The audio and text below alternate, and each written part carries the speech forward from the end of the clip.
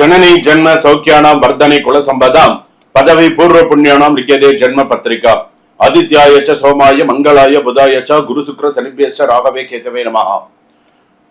गजाननं भूतगणादि सविदं कपित्त जम्बो पलसार पक्षितम उमासुदं सोக विनाश कारणम नमामि विघ्नेश्वर பாதபங்கஜம்।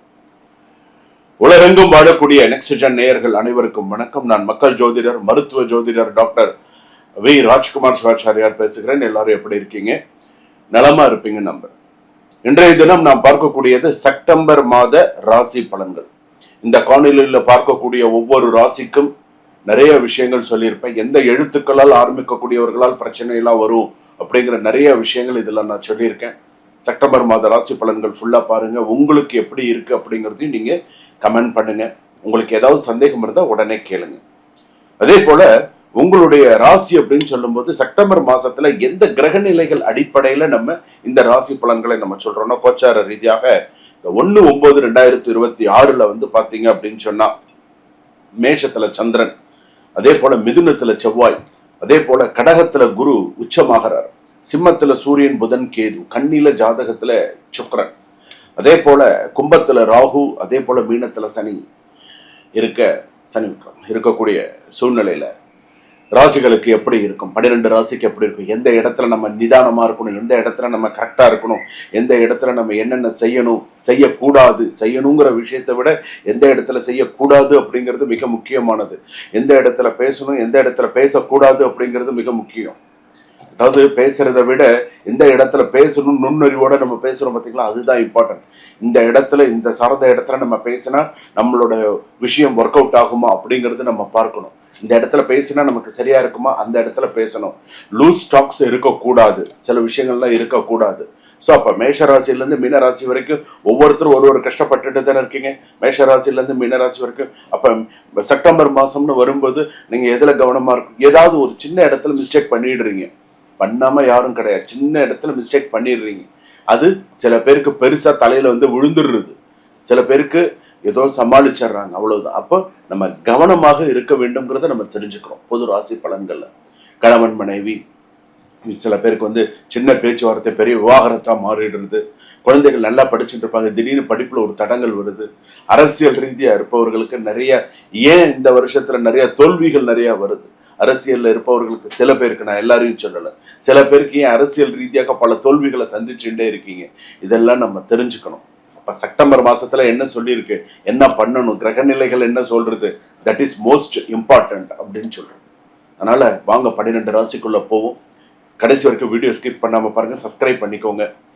கடைசி உங்களுக்கு ஏதாவது சந்தேகமா இருந்தால் இமீடியட்டா ஒரு அப்பாயின்மெண்ட் ஃபிக்ஸ் பண்ணி ஜாதகம் பாருங்க, அப்பதான் நான் என்ன சொல்ல வரேன் அப்படிங்கிறது உங்களுக்கு தெரியும்। உங்க சுய ஜாதகத்தை நீங்க ஒரு முறை பார்த்துக்கலாம்। சுபம், வாழ்க வளமுடன், இன்பமே சூழ்க, எல்லோரும் வாழ்க। சிம்மராசி நேயர்களே, சிம்மராசிக்கு எப்படி இருக்கு? செப்டம்பரில் உங்கள் பெயர் பேசப்படும் அப்படின்னு சொல்லியிருக்கு। ஒரு சில விஷயங்கள் பேசப்படும், ஆனா சில விஷயத்துல நீங்க எச்சரிக்கையா இருக்கணும், இல்லைன்னா பெண்களால் அவமானம் ஏற்படும், தேவையில்லாத ஒரு பெண்களால் அவமானம் ஏற்படும்। ஒரு எந்த முடிவையும் அலட்சியம் பண்ணாம இருக்கிறது சிறப்பு। உங்களுடைய ராசிக்கு இதெல்லாம் உண்டு। குரு கடகத்தில், சனி மீனத்தில், வக்கர நிலையில், ராகு கும்பத்தில், கேது சிம்மத்தில் இருப்பது சுயநிலை உறவுகள், பணம், தொழில் மற்றும் மறைமுகமான மாற்றங்களை முக்கிய தாக்கத்தை உருவாக்கும் பின்னணியாக பார்க்கப்படுகிறது। சிம்மத்தின் இயல்பான சில விஷயங்கள் அப்படின்னு எடுத்துட்டோம்னா தலைமை, பொறுப்பு, சுதந்திரம், அதே போல ஒருங்கிணைப்பு, பெருந்தன்மை ஆகிய குணங்கள் மாதத்தில் உங்களை முன்னிலைப்படுத்தும் அப்படின்னு சொல்லிருக்கு। நீங்கள் ஒரு பதவி தேடாமல் இருந்தாலும் ஒரு புதிய பொறுப்பு உங்களை தேடி வரலாம்। உங்களுக்கு நீங்க எதையும் தேடி போகணுங்கிறது இல்லை, ஆனா சில விஷயங்கள் தேடி வரலாம், சில பொறுப்புகள் தேடி வரலாம்।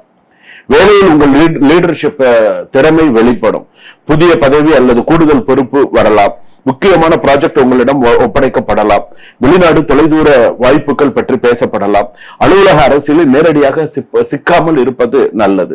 சிம்மமே இதுவரை உத்தரவு வாங்கிய இடத்தில் இனி உத்தரவு கொடுக்கும் நிலை வரலாம்।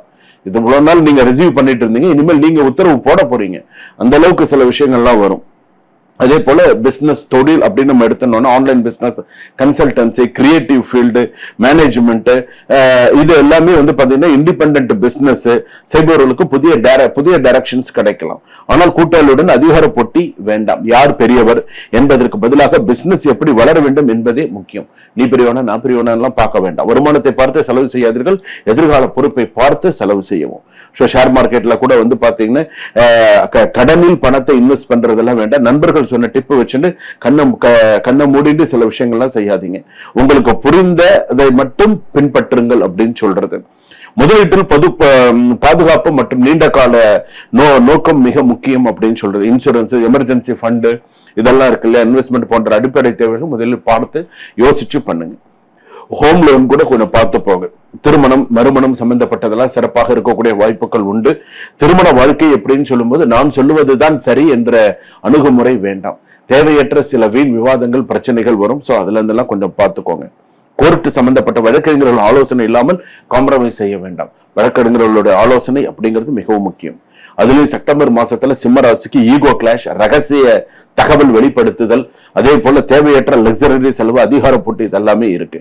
யாரால் பிரச்சனை வரும்? நான், நீ, நூ இந்த எழுத்துக்களால் ஆரம்பிக்க தொடங்கும் கருத்து வேறுபாடுகள் நிறைய தோன்றக்கூடிய வாய்ப்புகள் உண்டு.